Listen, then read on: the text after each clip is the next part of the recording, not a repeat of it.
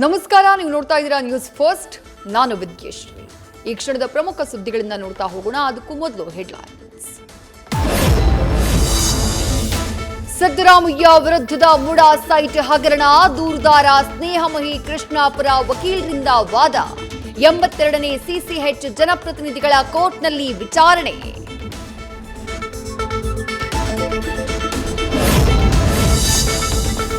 ತರಾತುರಿಯಲ್ಲಿ ಸಿಎಂಗೆ ನೋಟಿಸ್ ಕೊಡಬಾರದಿತ್ತು.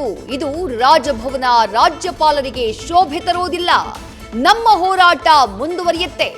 ಮುಡಾ ಹಗರಣದಲ್ಲಿ ಸಿದ್ದರಾಮಯ್ಯಗೆ ನೋಟಿಸ್ ಬಗ್ಗೆ ಸಿಎಂ ಕಾನೂನು ಸಲಹೆಗಾರ ಎಸ್ ಪೊನ್ನಣ್ಣ ಪ್ರತಿಕ್ರಿಯೆ.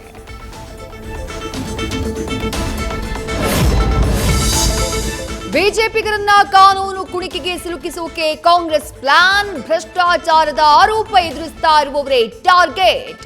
Doctor K Sudhakar, R Ashok, Vijayendra ವಿರುದ್ಧ ತಂತ್ರಗಾರಿಕೆ.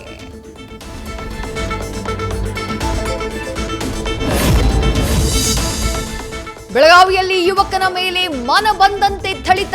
ಸವದತ್ತಿ ತಾಲೂಕಿನ ಇನಾಮಹೊಂಗಲ ಗ್ರಾಮದಲ್ಲಿ ಅಟ್ಟಾಡಿಸಿಕೊಂಡು ಹಲ್ಲೆ. ಥಳಿಸುವ ದೃಶ್ಯ ಸಿಸಿ ಕ್ಯಾಮೆರಾದಲ್ಲಿ ಸೆರೆ.